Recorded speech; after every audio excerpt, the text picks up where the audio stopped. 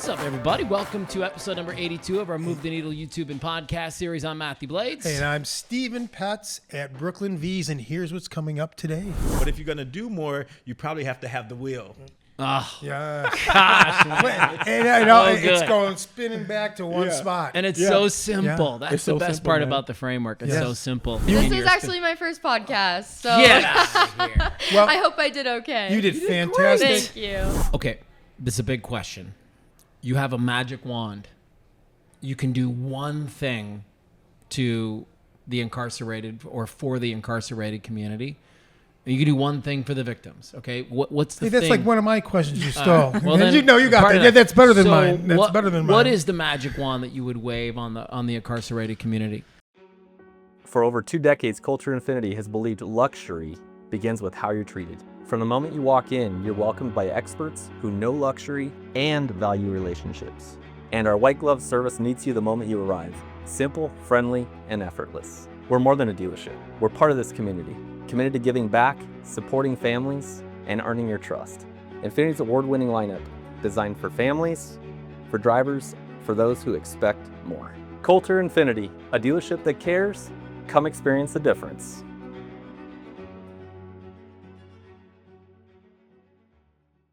At Brooklyn V's, we bring the taste of Brooklyn right here to Arizona. Our family's been serving up real Italian food for generations, and every dish is made with love, just like Nonna used to make.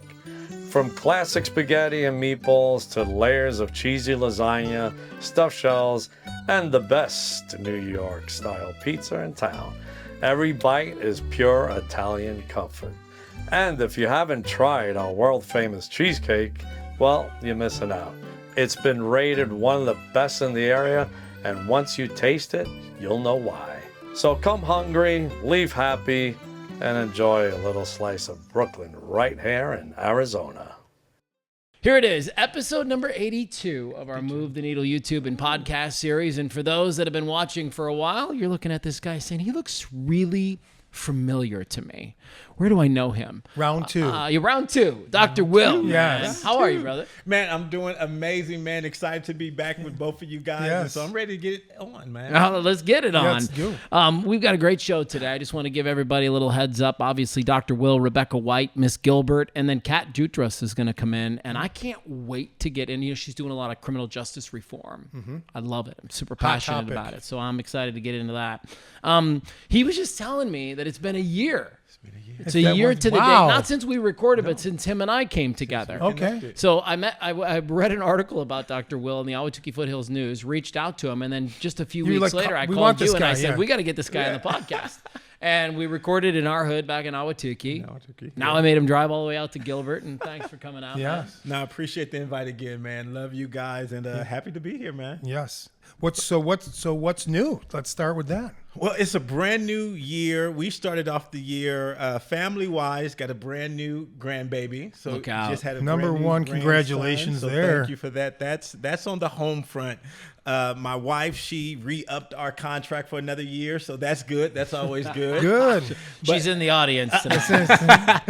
But on the business side, I'm really excited.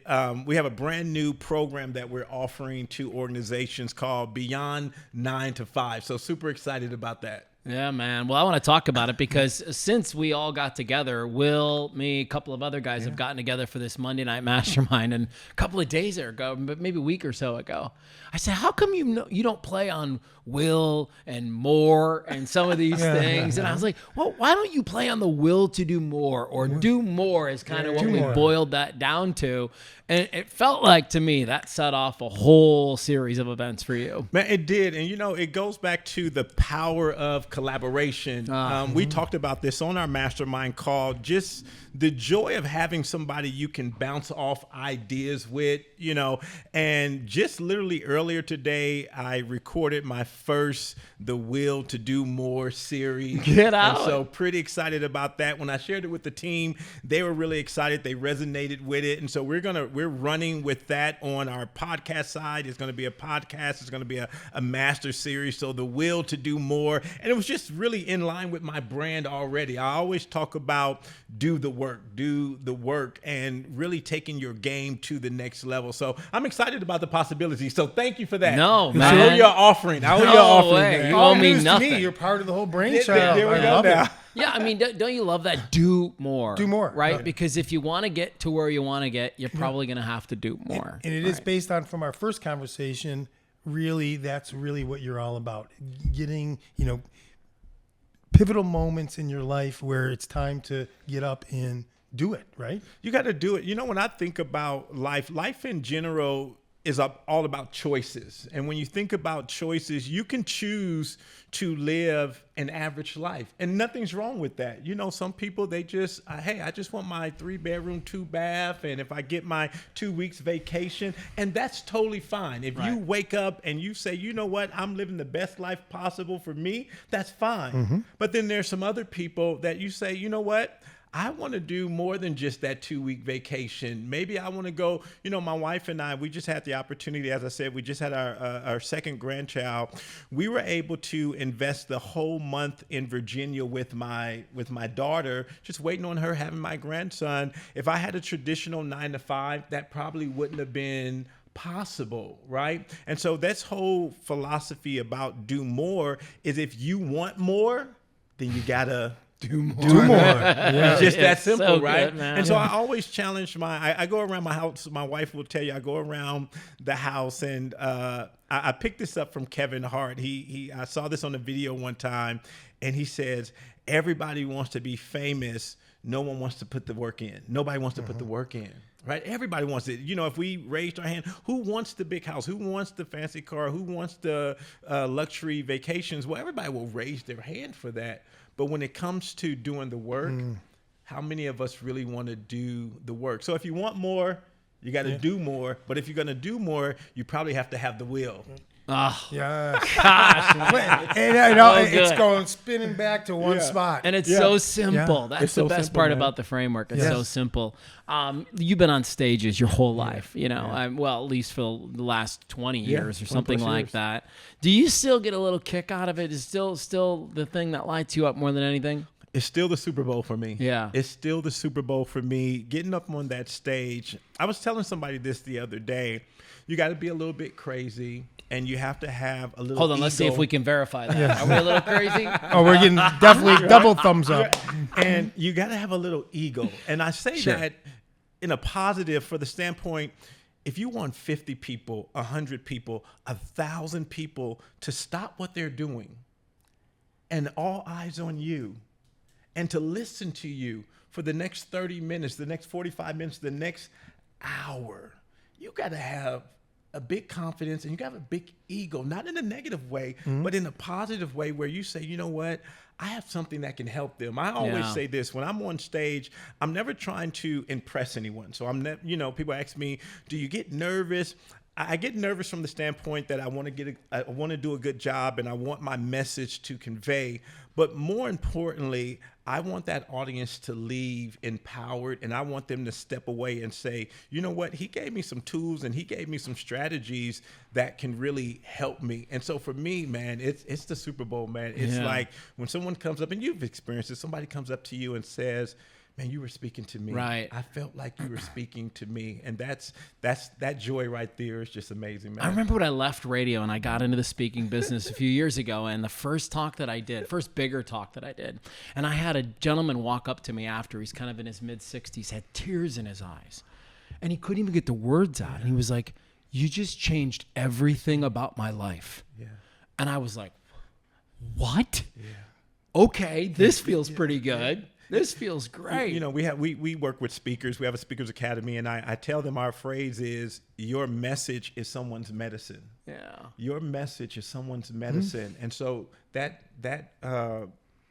what you had with that gentleman, that's what we have as speakers, the power to do. We literally, I champion, and I say to people, as speakers, we do life transplants. Yeah. Right? But we're not in it to for ourselves. You genuinely want to change hearts and minds. Yeah, I mean, genuinely. I seriously do, based off of my life experience. And as I shared with you guys last time, I was born and raised in Compton, California.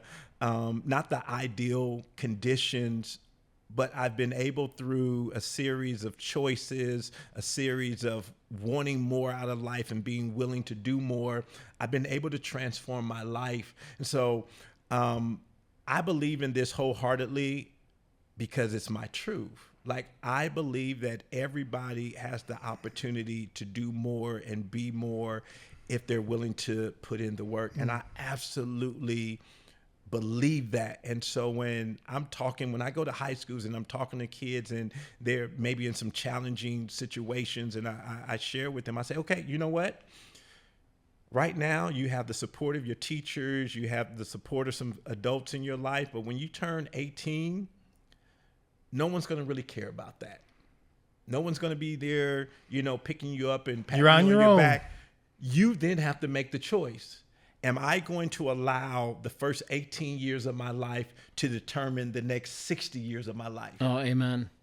And that's the choice all of us have to make, right? Yes. Once again, I grew up, I made some bad choices, I made some mistakes. And when I really looked at it, from the time I was 12 to the time I was 19, I had this 7-year period where life was just really crazy.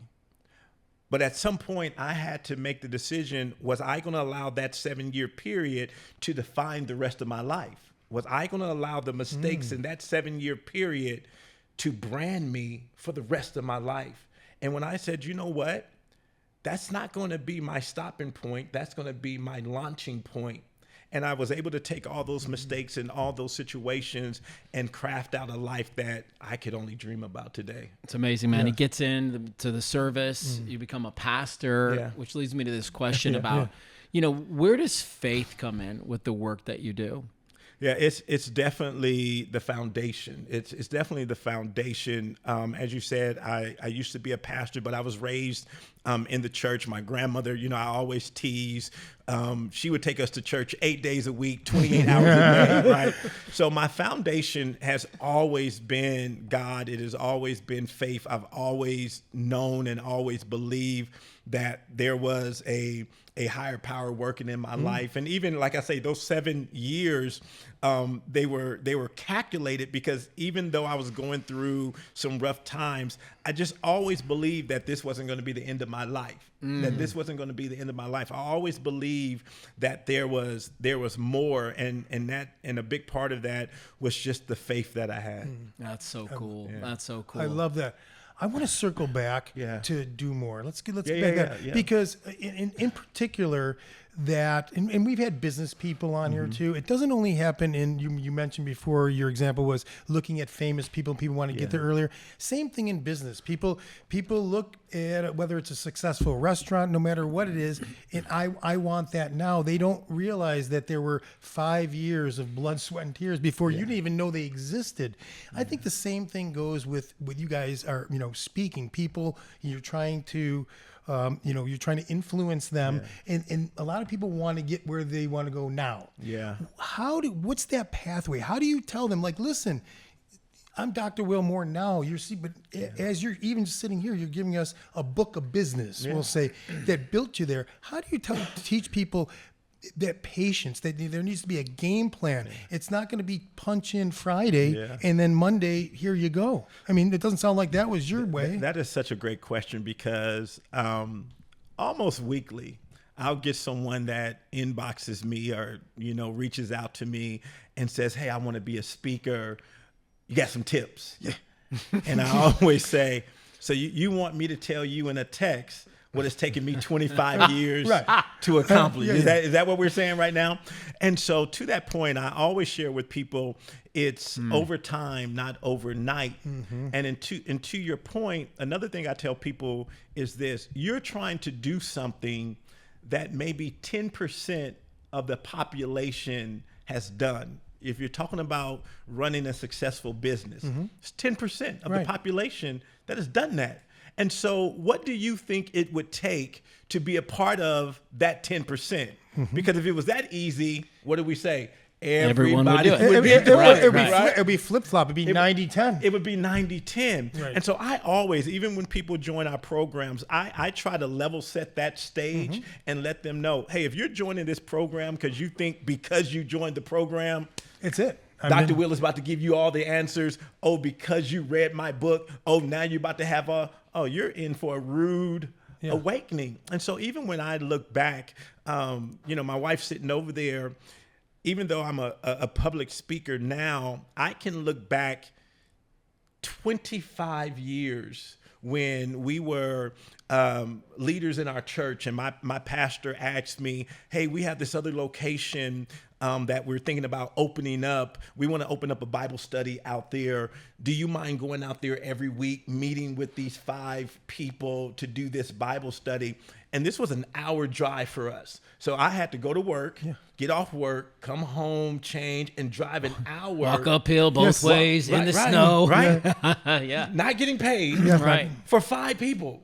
Yeah. And I had to have faith, and I had to study as even if I was speaking to 200 or 300 people, right? And so when I think back on my journey, people see the success today, but my success today started 25 years ago. Exactly. And so to your point, it takes a lot of work to achieve what you're trying to achieve. But I'll say this, it's absolutely worth it, because the joy that you have when you see something that maybe you were sitting in a restaurant one day and you wrote it on a napkin and you said, this is my vision. I want to do this. I want to be there.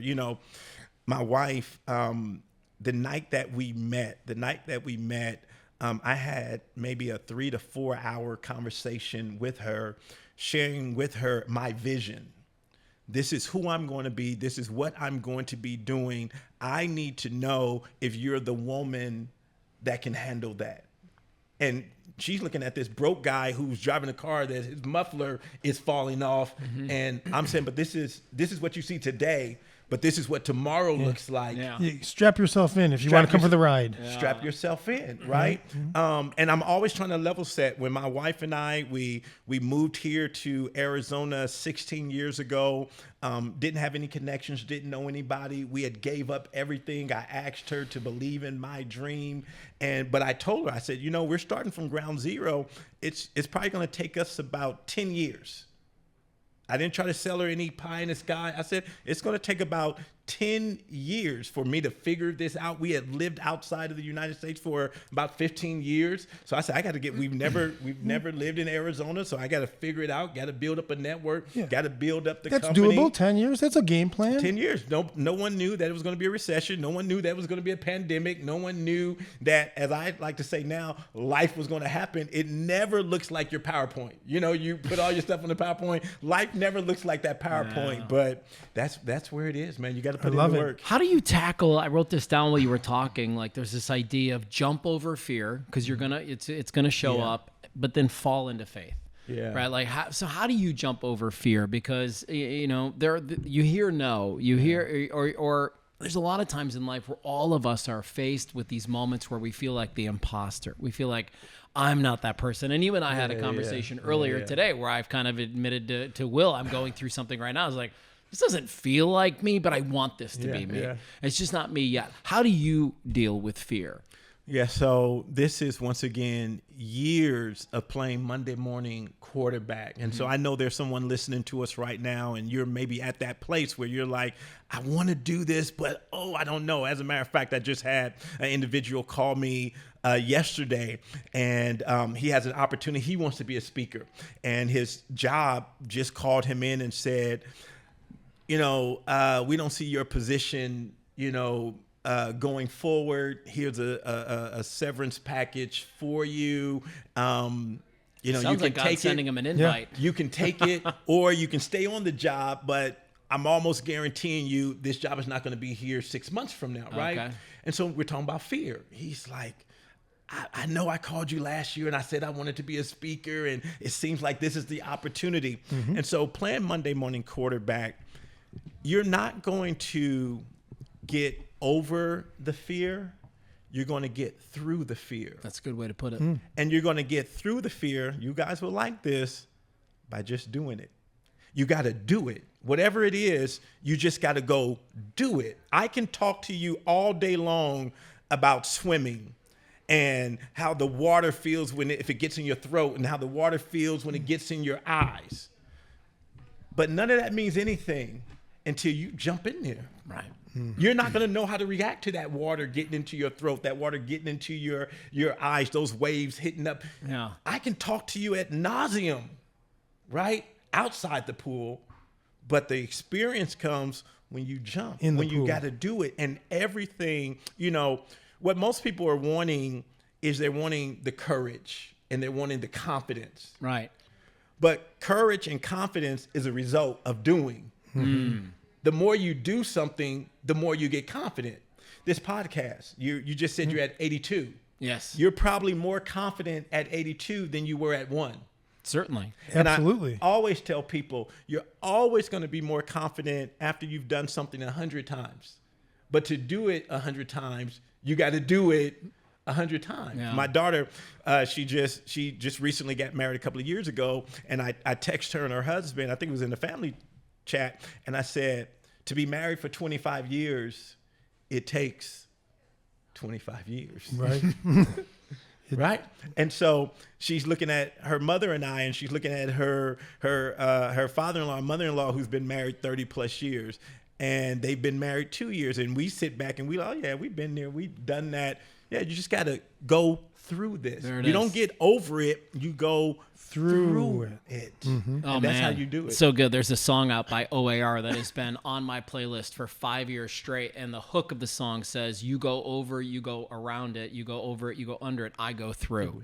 And it really is the only way to it. You just got to get through The only way you learn to swim is you got to get in the pool. And I'm sure all of our prize fighters that we watch, the toughest guys in the world, their boxers, the Mike Tysons, when they start up, you got to think that they got beat up a few times to know what that felt like, right? You bring up that statistic of boxing, and if you look at any statistic, almost, and don't go research it, but if you look at the person who probably has the most home runs, they probably have the most strikeouts. Right. Sure. You look at the person who has the most points in the NBA, probably has the most missed shots. Right? The person who's got thrown out the most is probably the person who has the most steals in the game, right? And so that's the people that just do it are the people. And, I've studied success. I was just looking at something the other day, and I've had the opportunity to sit down with over 150 millionaires and billionaires. And throughout all of them, no matter what their story was, no matter what their journey was, no matter where they got started, they all had to just do it. They just all had to do it. It wasn't given to them. Nobody came up. They just whatever they were believing in, whatever they were going after, they just had to go and do it. All right, let's round third base. Yeah. You got one of your prize fighter questions, speaking of boxing, for him? One more Put the glasses on. Put the glasses on. Read the notes. Yes, it's exactly. totally fine. What's one non-negotiable behavior every leader for tomorrow that would change, that they need to change, that would change the workplace? Is that how you wrote it? No. Yeah. I got what you know what I'm trying to say? I got what you're saying. Yeah, he understood. I said because I didn't understand. I tried to. Yeah. So what's one? I want to make sure I understand the question. What's one thing every leader needs to change? One behavior. Yes. One non-negotiable In the workplace. I would say that behavior is really communicating and connecting with your team. And so when I go into organizations, I have this thing that I call the 1 minute huddle. And I challenge leaders to have that 1 minute huddle with every team member at least once a week, where they're coming and they're saying, Steve, I'm not coming to ask you about KPIs. I'm not coming to ask you about emails. I'm coming to ask you about you, man. How are you doing? And what that does is, and it doesn't happen, once again, doesn't happen overnight. Doesn't happen overnight, because the first time I come to you, he's just blowing smoke up. He really doesn't care about me. And so you have to be consistent with it. But over time, if you continuously to practice what you're talking about, that habit of that 1 minute huddle, now that team member begins to, well, maybe he does care about me.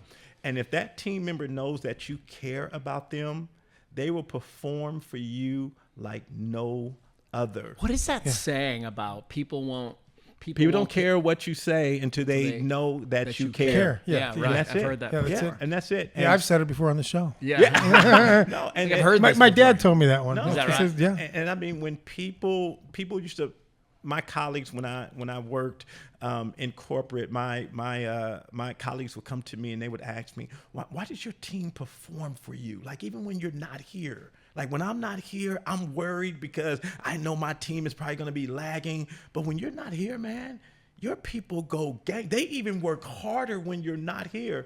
And it's because every single morning I ask them how they are doing. Not did you get my email, not did you finish that report, not how are we tracking on this. I genuinely want to know, man, are you a grandfather? Are you a father? Or do you like to play the banjo on the weekend? What did you do this? Oh, you like baking. Yeah. I genuinely want to know about them. And the end result means you have a better relationship. You have a better relationship. And that's what it is. Is Becca and Banjos the next great band? There you go. I mean, like, I think we got something here. Hey, All except right. he knocked that clunky question out of the park. But he I knew knew where you were exactly where I was going, going. Will can clean I it love up, man. Yeah, Will yeah. can clean it up. man. He's one of the top 30 was great. speakers in the world, Titan 100 in the Phoenix business community. He's the author of over 40 books. Dr. Will Moreland here on our podcast. Thank do you. more. Do more. Do more. The will to do more. I love it. Let's do it. It's great That's to the see key to you. life. I again. want to do more. Good Sign to me see up. you guys, man. Thank you guys so much for having me, man. Always Good to see you, always man. good to see you too, dude. All right, here's what we're gonna do. Take a quick break. You guys are gonna watch a couple of commercials, but I don't want you to like fast forward. These are our community partners. These are the people who allow us to keep going, and these are your neighbors. So shout out to Coulter Infinity, Brooklyn V's, Bella Set Lingerie, Tutor Doctor, all of them. We couldn't Yes. get it done without them. Absolutely. And they're all local, some of the best of the best. So All right, she just walked in, so we'll take a quick break, and when we come back, Rebecca White's sitting right there. Yes. Hang tight. What makes Bella Set Lingerie so unique? For starters, check out the vast selection and size range. Cups from A to K in styles like balcony, plunge, wireless, strapless, and more, including mastectomy and maternity bras. With superior customer service and free professional fittings, it's the go-to bra shop in the East Valley. Locally owned, with 2 locations in Ahwatukee and Gilbert. Check out our glowing reviews on Google and Yelp. Visit bellasetlingerie.com to learn more.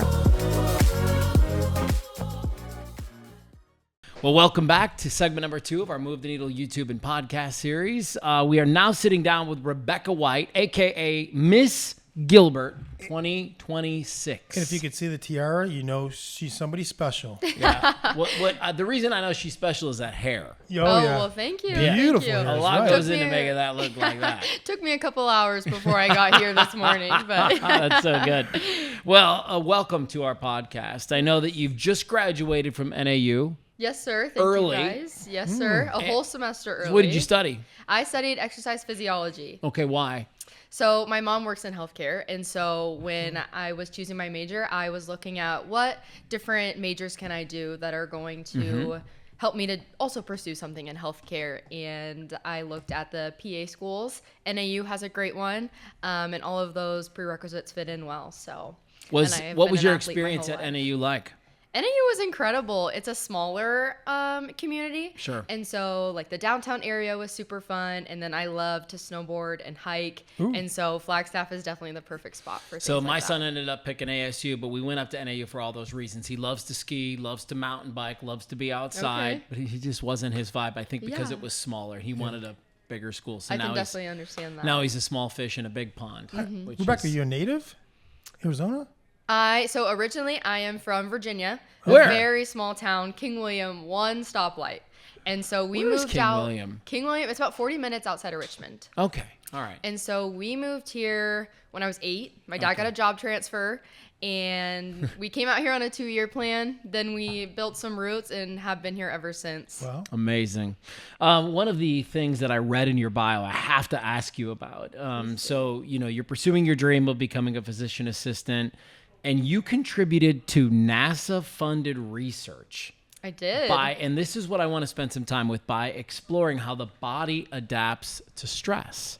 The world is stressed right now if you haven't is. seen it. Definitely. So in this NASA-funded research, what did you guys figure out? Mm-hmm. Actually, maybe the first question is, what were you looking to find out? And then what did you find out? So I had the great opportunity to do research with my peers up at NAU. And so we did an exercise test. This was split into multiple trials. And when astronauts go to space, they are very sedentary for a long time. And so when they come back, there's a lot of muscle wasting and not a lot of strength. And so we wanted to see how we could then preserve that strength when they go up in space. Gosh, you never think about that, but they're just Right. up there floating around. Mm-hmm. There's not a lot of, There's not a lot of movement. I've heard that they have some atrophy, muscular. Free weights wouldn't atrophy. really be a thing because of gravity. No, there's no, yeah, you're there's right. no gravity. You don't think about that. And so that. we wanted to explore maybe some ways that we can help them come back, because they're doing amazing things. They're finding out all this amazing information. What can we do while we're here on Earth? Okay. And so they took me through some pretty strenuous trials. I had to go through and ride on the bike with extreme heat and extreme cold to see how my body then reacts to that stress. Got it. And Got it. we're still going through and finding out those final conclusions, and they're writing those up now, but those should be out here in the next couple of weeks, hopefully. What were some of the early findings that you figured out? We found that the results kind of vary between person to person because fitness is different for everyone. So people that were on like a higher fitness level, their bodies were able to adapt faster.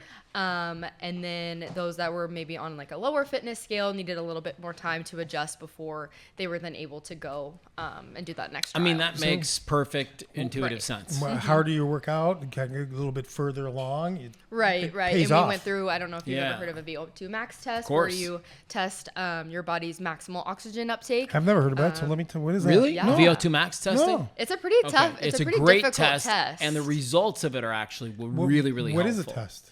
So you perform up to max exertion. Yeah. You put on a whole head mask, and Yeah. you can either do this on the treadmill or on a bike, and you go until you cannot Gassed? anymore. Yes, there's different stages, different levels. So every 3 minutes, you either go faster or you get a little bit more resistance on that bike. But you go until you can't anymore, and it tests. It's pretty much how physically fit you are, and it's a cardiovascular test. Oh, interesting. But there's some findings that you get from it that are really good predictors of your longevity. Did you do one, Definitely. Matthew? I have had a VO2 You've done max it? You've test. done Okay, one. wow. Okay. for Do sure. you remember How'd what you your do it? results Dr. were? Hurst. Dr. Oh, Hurst you has did the one. VO2 max. Okay. How'd Do you you- how'd- remember yeah, what I your don't. results were? I don't. Good or bad? I just know that I'm going to live No, forever, I think is what he Oh, said. that was good. Yeah. I think that's say what that mine. sounds I think good. that's what mine said too. Yeah, he's going to live forever. You have a big heart behind this thing called Be Fit. Yes. So that is my personal training platform. Okay. I want to spend some time talking about this because you may or may not know this about me, but my brother is a veteran. Okay. And look, it hasn't been an easy road for him. He's been one of the many veterans that has had a really hard go coming back. And it's been a really long journey for him. And it feels like Be Fit would be something. I don't even know what it is yet, but I'm like, Yeah. we need to get Tim in there. We need to put Tim in the Be Fit. Yeah. What is it? And let me back up. I'm getting ahead of myself. Why did you want to start this? So I started Be Fit. It's from my personal story. So I have lost 70 pounds in my own fitness journey. I have been involved Wow. in sports my Amazing. entire life. And so I wanted to take what I've learned to empower others to feel great in their own skin. Amazing. I think health starts from the inside out. If you feel healthy on the inside, it's going to show in every part of your life, no matter who it is, no matter what you're doing. Okay. And so that is my personal training platform. And then I am a daughter of a third generation Navy vet. And so I wanted to give back to that veteran community. They say that almost 60% of veterans report having some issue with mental or physical health upon their return after service.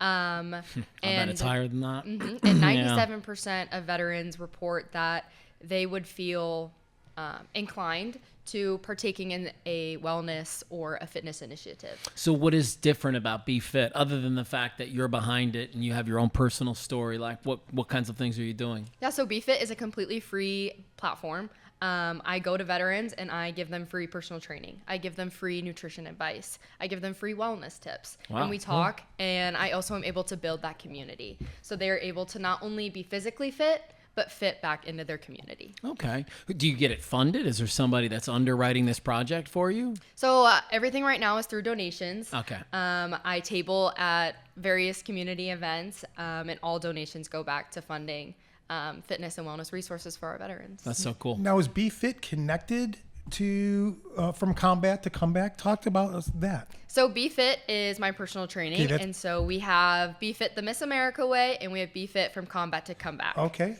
So BFit the Miss America way can be found on YouTube. And could Steve do that? Could Steve get into that one? So that's the fitness platform for everyone. Okay. That's where everybody has a journey to their crown. Sure. So my journey to the crown is going to be to that Miss Arizona stage. So every month I have a theme, and every month we have multiple workouts that drop, multiple videos, and then everybody can follow along with me in their journey to their own goals. So I feel like we just ran right over your little journey. Like 70 pounds is no easy feat. It was not easy at all. And I'm sure the people that are watching this are like, how did she do it? Yeah, was it like recently? What was it? Yeah, talk so about that. this started in high school. Okay. I was not feeling confident in myself. Like I said, I was in sports my whole life, doing swim and competitive lacrosse, but that wasn't translating with how I felt. And so I got into the gym. My dad had been lifting, and so I wanted to get into it too. And so he got me a gym membership. And it was a lot of trial and error. There's a lot of things that I wish I had known when I started, because if you look in the media nowadays, it's women should eat 1,200 calories a day, and you should be running so many miles and tons of cardio protein. And exactly. Right. When really it's more simple than a lot of people think. And I think it's scary for people to just take that step and start. And so I wanted to create this platform so that people can take that step and start and be on their journey. You lose 70. How long is it? How long is this journey? And what's a part of this journey? It's not just going to the gym and lifting weights. It's got to be. Is there diet? And talk about diet involved too. Throw that in there. So, like you said, protein is super important. It's a big deal. It is a big deal. I was trying to get I still do get about 1 gram for every pound of body weight that I do. And then this journey was probably about 2 years for me, 2.5. It started about my senior year of high school, and then through to about end of my freshman year, started my sophomore year of college. That's solid. Because that's a lifestyle change. It is. You didn't just lose some weight. You changed your life. No, sir. It was a complete lifestyle change. I started eating better. I wasn't going to those fast food places. I was cooking more at home, and I was getting my family involved. It was something that we could all do. We could go on walks. We could take just a dog for a walk, even if that was just 15 minutes of movement a day. That's what made those long-term changes. Talk about that then. Talk about the power of community when it comes to making a lifestyle change. Right. I always say to do the buddy system. If you have someone to do it with you, you guys can kind of hold each other accountable. But I'm a big family person. I'm a big friends person, so I like to do things together. And so for me, having that family there and being able to do it together meant the world. Yeah, well, and it probably means the world to these veterans that you're serving too. It does. I've had the amazing privilege to work with so many different veteran organizations. Two in specific are the Patriot Project and the Home of Record Foundation. Both of these are founded by veterans who have amazing stories, and we are now able to house homeless veterans across the state of Arizona and hopefully one day nationwide. Super dope. Yeah. Look at her getting after it. I love it. Have you? She's moving the needle. So inspirational. Thank you. Have you been able to work with other young women that are struggling as well? Have you been?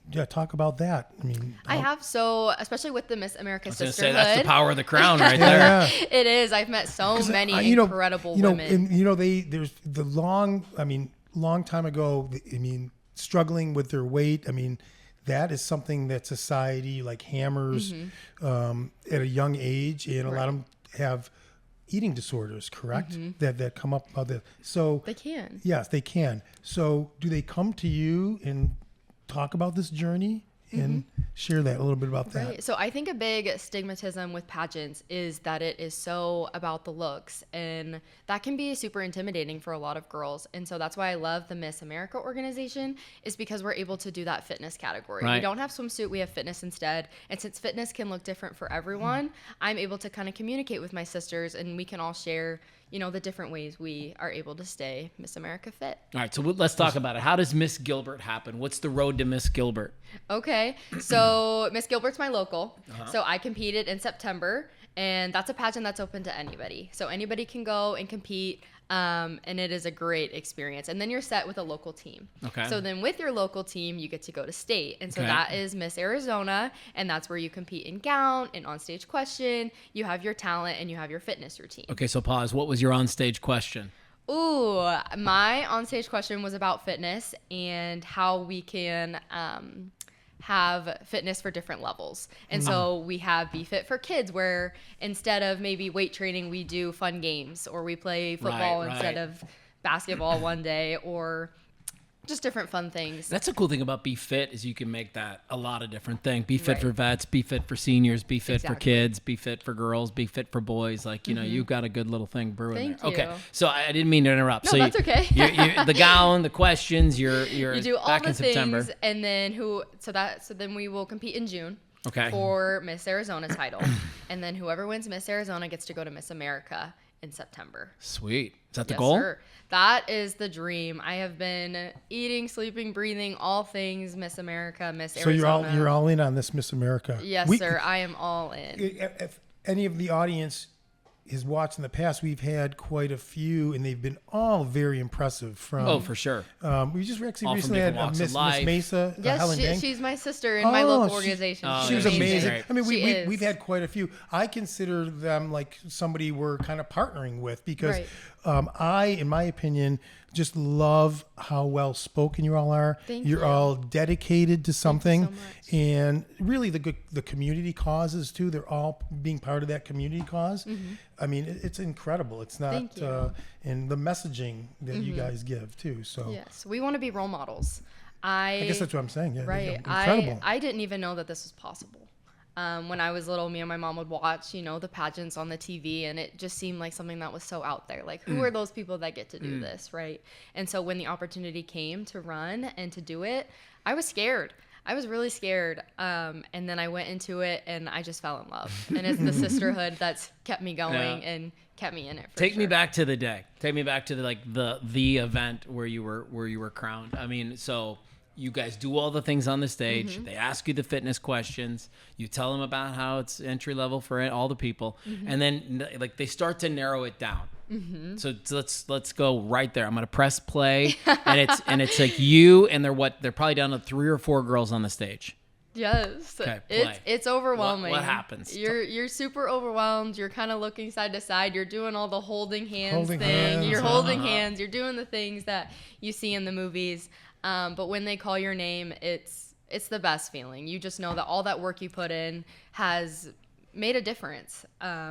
And that you now get to serve your community for the whole year. Oh my God. Do you have footage of your parents just bawling? I don't. I have a video of me bawling. Oh, good. I was gonna say the sisterhood is amazing because at the same time they're holding hands, and that you all want to win. You all want their name called, and only one of you could win. Yeah. But you can see they're always all genuinely happy. It's just really, they're joyful. That sisterhood. We are. And when you go into a pageant, that there are 30 other girls that are just as qualified. There's not one person that's meant for the crown. The crown can be whoever is fit for that year. And so anybody has a what do you chance. think it was about what you did or said or on stage that set you apart from the other girls? I think that it's God's plan for me. I am very faith driven, and so I think that it was in God's plan for me to be Miss Gilbert this year and to go to Miss Arizona this year. Hopefully Miss America. Yeah, there you go. Hang on to that. God willing is what I live by. So I don't think even you can get in the way of God's plan for you. You're right. Well, I live by that. Some people do mess it up, Yeah, but some you're right. people They try to mess it up. They tried to, but I you're think he smart can put his enough, hand in there. You get out of the way and you just let it take Yes, sir. over and you do what it's got to do. All right, Steve, bring it home. Okay. Let's go. He's always got these wild questions. Here we go. This one's not too wild, but a little bit. But I gotta be careful. I'm gonna go slow. If a 14-year-old girl watching this feels behind in life, physically, mentally, spiritually, you mentioned that. What's the one truth you wish someone could have told you sooner before your confidence caught up? Oh, that's a really good question because And quick 14 shout is out a to the hard 14-year-old age. girl watching us. Yes. Yes. Yes. Have you here. There's a lot of them. Yeah, I'm They're sure all there there's are. families. Yes, They're all watching. Well, No thank you all family. for watching. To that 14-year-old girl, I would tell her to slow down, that she is loved and that she is doing just enough. If I could say or do anything for my younger self, it'd be to give her a hug and tell her that things are going to be okay, that you're going to make it, that you have people surrounding you that love you, and that you can lean on those people. I think for me, I tried to isolate and wanted to be this picture of perfection when that's not even realistic, especially with social media nowadays. The constant comparison. And that's not like how it is at all. I could always lean on my parents, and I knew that inside, but I didn't reflect it. And so I would tell young girls all over to lean on each other, lean on your friends, and have faith and trust in yourself. It's a beautiful message. That's a Thank great you. message. Yeah. Well, and I think really, and look, I just took my son out to dinner last night to kind of have this conversation with him about how you're the sum of the 5 people you hang out with the most. Definitely. And so who you have in and around your life is a really big deal. Yes. And where you 100%. want to go, man, those people have to be willing to travel with you, or they Yes, become sir. the prison that keeps Right. you where you are. And so that's kind of what you're suggesting is like Yes, sir. put the right people around you. Right. Learn and grow together. Yeah. And if it doesn't feel like it fits for you right now, you might want to check your environment because it might be time for an upgrade. Right. An upgrade is a good way to put that. Yeah. I don't like to say, things have to change, but things can upgrade. And that's a great way to look at You it. can get level better. up a couple of buddies Right. or something Yeah. like that. What's New what's characters. next in the immediate future for you here? Like, what's the next 3 to 6 months look like for all this the tiara wearing business that you're in? Definitely. So I've been working with Home of Record Project, Okay. and they just bought. Well, I helped fundraise $500,000 for them to buy this 16-unit community in Mesa, Arizona. So renovations are going to be happening soon, and hopefully getting some veterans in there soon so that they can have housing. I also Fantastic. want to launch my. I want to turn my community service initiative into a nonprofit so that we can extend my resources out to the whole state and to one day the nation. Unbelievable. And you got a Unbelievable. website now? Thank you. Oh, I do have a website. Just now. finished, bruh. I Just actually- finished. Yes, you're getting the first look at it. All right, so what is it? It is letsbefitnow.com. And And on there, BE fit. Yes. Oh no, it's just a B. So Uh-huh. let's be the letter fit.com. .com. We'll have it in the show notes, right?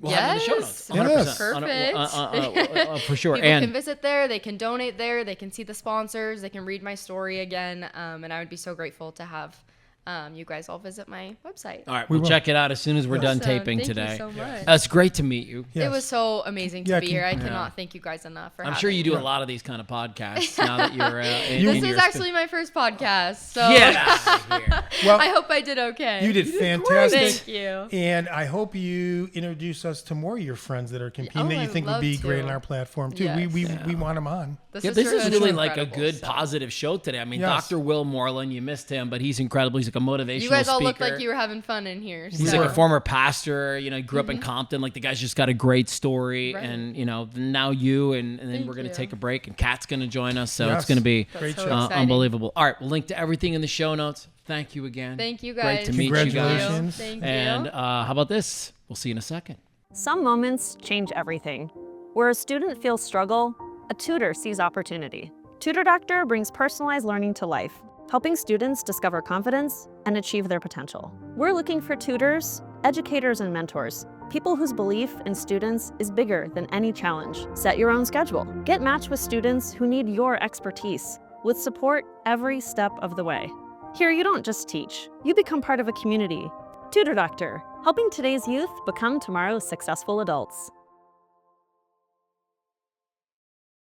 Welcome back. Segment number 3 of our Move the Needle YouTube and podcast series. We are now sitting down with Kat Jutras. She works at the Alliance for Safety and Justice, the ASJ, y'all. And I'm excited to sit down and talk with you a little bit, Kat, because you don't know this about me, but when I left the radio, Steve, one of the things that I jumped into was starting to work at the Durango Detention Center. And now I go into Durango a handful of times throughout the year, and I'm either working in small groups with the juvenile kids, or I'm taping another podcast that I tape in front of them with somebody who used to be them. So I'm trying to get some good information into their head, start to come around, make some different choices and these types of things. And so you're in this space that's all about, I'll let you define it. What is the ASJ? What are you guys trying to do? So Alliance for Safety and Justice really focuses on kind of 2 big things: public safety, so what's good for everybody in the community, and then also what is good for survivors of crime. We like to focus on those 2 areas because it's pretty holistic and what it can include. And also there's a lot of legislation opportunities between those 2 things. Okay. So we have a lot of, it seems like to me, and now that I've been a lot closer to it, Steve and Kat, that we have a lot of opportunities to do better in this space.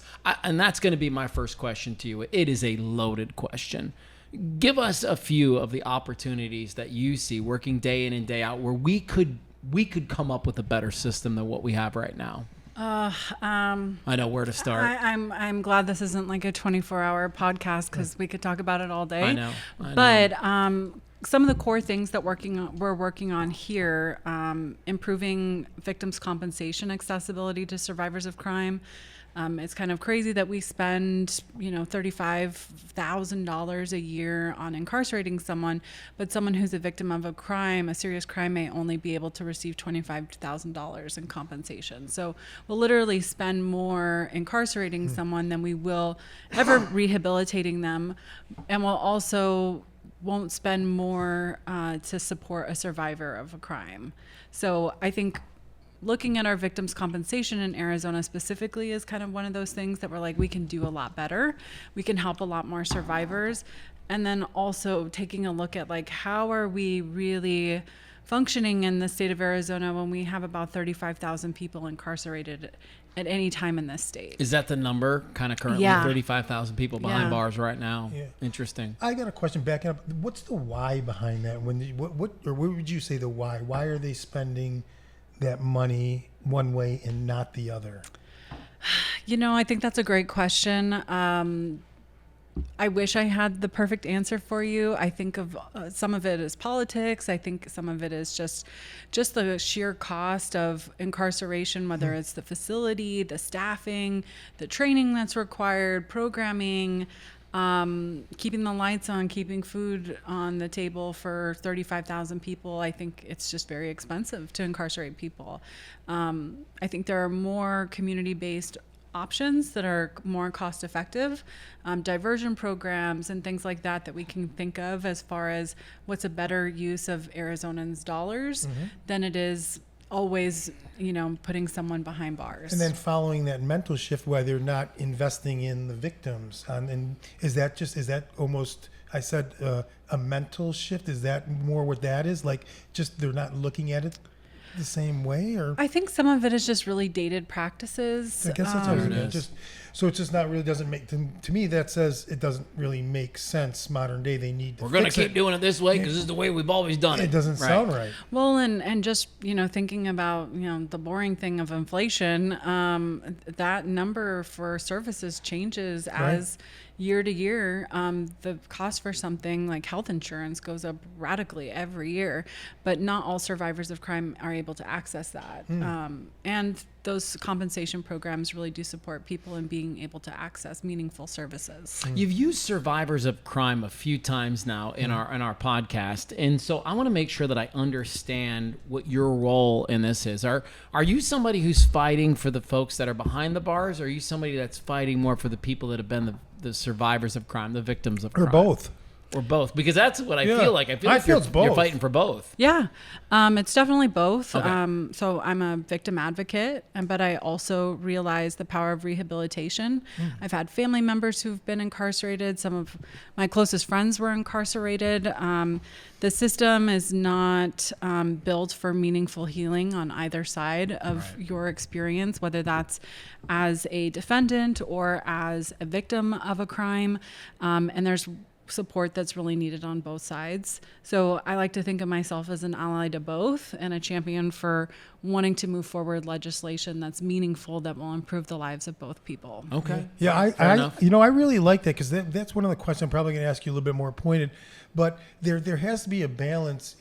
Obviously, compassion both ways. There's obviously sometimes there's a victim in a lot of cases that's not even able to sit there because they're gone, right? And so it's tough to communicate that. And then there's obviously somebody that you feel that they're human and they've made mistakes. That's where you come in, and it's that balance. I mean, it's a tough call. I mean, I'm sure that's why you're like, both people. It's like, gosh, I mean, really compassion goes both ways. Well, and there's a duality. Survivor identity doesn't just mean this person was a victim of a crime. It could, for one of the bills that we're working on, we were really thinking of survivors of human trafficking. Wow. Oftentimes, individuals with that lived experience will be forced by, whoever is the perpetrator in that to encourage them to commit a crime. That may be shoplifting, that could be theft, that could be drugs, all kinds of things. It could be a bunch of different things dependent on the situation. And for people who are coming out of that experience, there's very little remedy for them to actually have a clean slate moving out of that life. And that is so needed when you're trying to get an apartment, you're trying to get a new job, you're trying to get back on your feet. So like when we're thinking about our policies, we're always thinking about who is being impacted and how can we support them in the most meaningful way. Okay, I want to ask you a couple of questions. The first one is, what are some of the common misconceptions? Okay, because you go to work every day, Kat. You deal with this every single day. We don't. None of us do the daily thing like you do. What are some things that the public probably perceives that you're like, God, I wish I could have like a bigger megaphone. I would tell everybody that this isn't the way it is. Are there some misconceptions that you see day in and day out that you could clear up for us? Yeah, I think, everyone's definition of punishment is very different. And what ends in a courtroom doesn't necessarily mean that sentence ends for that person. So if they are leaving incarceration, you think they've done their time, there's a whole cavalcade of issues that kind of follow you for the rest of your life after you have a criminal record. Inability to find housing, inability to find good employment, even educational pursuits, people run into barriers. There are all kinds of things that follow you after you've completed your sentence, after you've done everything that you needed to do, you've kind of restored yourself in the community, you still aren't really given a fair chance to totally move past this maybe one-time situation in your life, or maybe multiple-time situation in your life. Decades can pass. For some people, it's losing voting rights, accessibility to be on a jury. I don't know anybody who really want to do that. Maybe we keep that one in there. But those core civil rights, I think, a lot of times we take them for granted and we don't think about them. So really, again, it sounds like the slate is not wiped clean, and that's kind of what people need. I mean, I think that's what really society's crying out, because we've talked about this in the shows. They end up back in the system, right? Sure. If they don't, and so who does that help? Nobody. Yeah, right. It's as Cordero Holmes. You know Cordero Holmes? Oh yeah, okay, yeah. Okay, so him and I know each other quite well, and he says clearly, it's a game nobody wins. Yeah. And I will never forget that. I will take that quote to my deathbed, right? That's how I feel about the being in prison. That's a game nobody wins. And, sure, it makes somebody who's a victim of a crime feel a little bit better that somebody's behind bars. But like you just said, the story doesn't end there. The thing just doesn't go away because they go away. Victims are often left to sit there and think about what's taken place. And now their life has changed forever, just like the other person's life has changed forever. When you've worked on getting people some of their rights back, give me some feedback. Give me some of the feedback that you hear from folks. What do they say to you if they have an opportunity to thank you or say something to you? What does that look like? It's been by far one of the more rewarding things I've been able to do in my career is giving people back. I don't even think I don't give it back. A judge gives it back. But you fought for them. Helping them get through that process that can be confusing is so meaningful, because they'll say, I just registered to vote. I've registered about 1,200 people to vote throughout my life, and probably a couple hundred of them were people who were directly impacted by the loss of their rights because of a felony conviction. So my phone blows up during election season. People saying, hey, I just got my ballot. Where do I turn it in? Or I think it's just the dignity people feel like when they're given back that choice versus feeling like they're discounted. They've been paying taxes and are not heard, and can be kind of part of that representative democracy that we all want to be a part of. I like that word, dignity, restoring dignity. For sure. Okay, this is a big question. You have a magic wand. You can do one thing to the incarcerated or for the incarcerated community. You can do one thing for the victims. Okay, what's the thing? That's like one of my questions you stole. Well, then, you got that. That's better than mine. That's better than mine. What is the magic wand that you would wave on the incarcerated community? Man, honestly, I think it would be being able to truly kind of reconnect and integrate without barrier. Yes. It's the family connections that are severed because of incarceration. It's the community disconnection from feeling removed from community and, given a number instead of a name. I think a lot of those things are things people carry with them for a very long time. So that part for people coming out, I still feel like everyone should be working towards rehabilitation. It's a lifelong, I think, pursuit. But for survivors of crime is an opportunity to heal. Truly being given that time, energy, resource need to be able to recover from whatever traumatic experience happened to them. Well, I want you to speak to it personally because you mentioned you've got friends, you got family members that have been in this system before. And so, like what is it for them? What do you wish for some of these folks that you know? Same thing?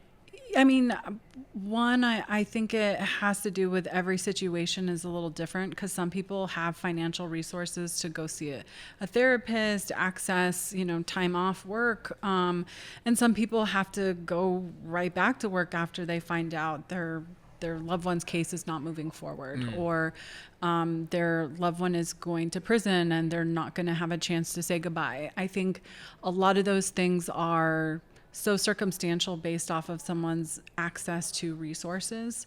Even being able to afford an attorney is a huge benefit to have.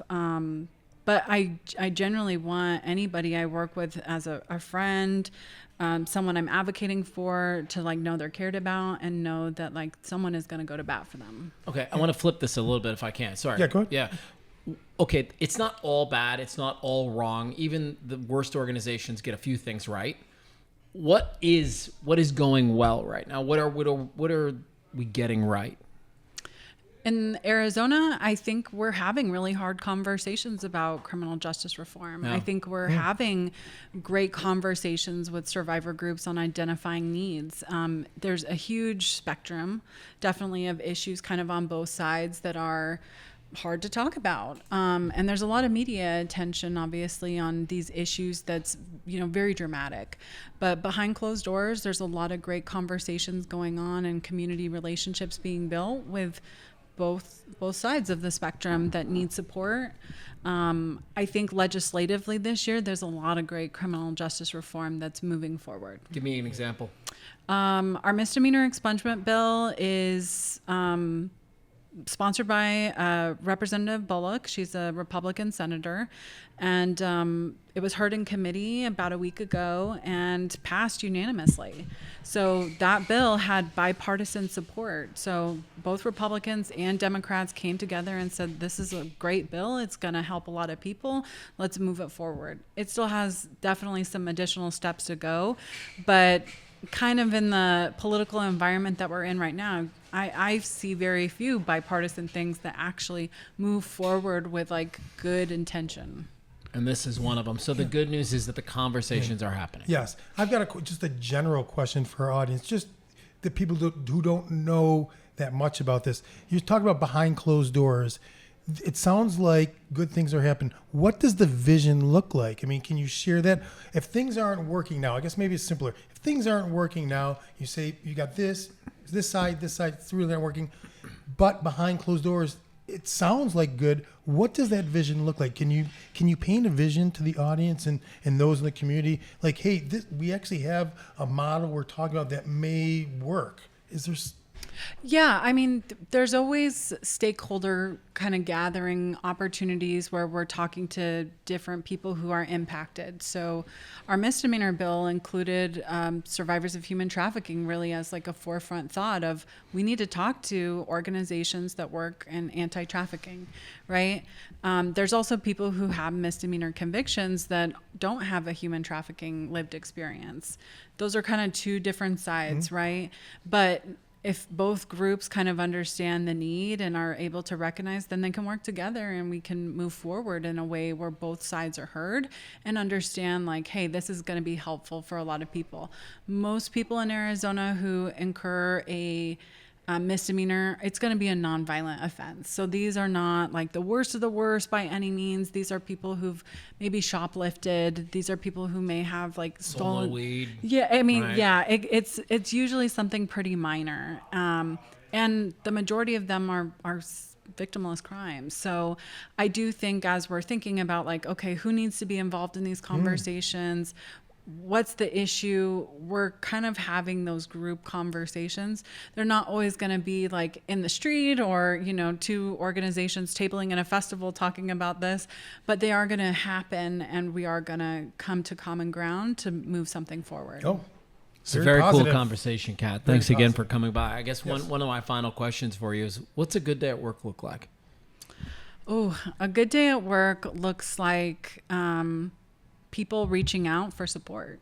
That's the hardest part, I think, with any kind of nonprofit work, is when people realize that there's support out there and they can reach out and we talk to somebody new and find out something we didn't know.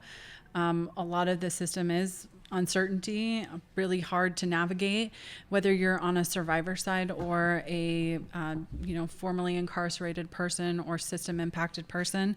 When you reach out for help and join a community, I think that's the best part of my day. Okay. Who's the person that should call you? Well, they should reach out to for crime survivors. We have Crime Survivors Speak. So there's a network of over 3,000 survivors in Arizona that they can connect with here. And for our formerly incarcerated community, you can reach out to Time Done. And those are folks who have some kind of criminal record that are impacted and are working on advocacy. Super cool. And you could find them. I mean, are they Yeah. how do you, So you can go to the Alliance for Safety and Justice, or on our Instagram, or I'm not sure if we have a Facebook, but I'm sure we do. But our website, yeah. Okay, we'll make it easy to find everybody. How about this? We'll just put the link to them in our show notes. That'll make that super easy. Kat, thanks again for coming by and talking to us Absolutely. about this. Thank you for having me. Yeah, look, I'm passionate about this, and look, it's been the biggest blessing of my life to actually get in those facilities and see firsthand what we're dealing with. And I can tell you unequivocally, we're not there, especially as it relates to kids. We're treating 14-year-olds like they are 25-year-olds that have a fully developed brain, and it's infuriating to me, right? And I know that's what frustrates a lot of other people too. It's okay. Lots of work to do. Yeah. People like Kat keep fighting the fight. There it is. Yeah. All right. Well, thanks again to everybody for watching. Thanks to Vito here at Brooklyn V's for hosting us one more time. Thanks also to the Tutor Doctor, Bellicette Lingerie, just down the street, and Coulter Infinity for being a great sponsor of our podcast. We're super grateful for everyone. Great show. A lot of meat and potatoes today. All meat potatoes. No veggies. No. Nothing. Enjoy the rest of your week, guys. We'll see you next time. See you next time.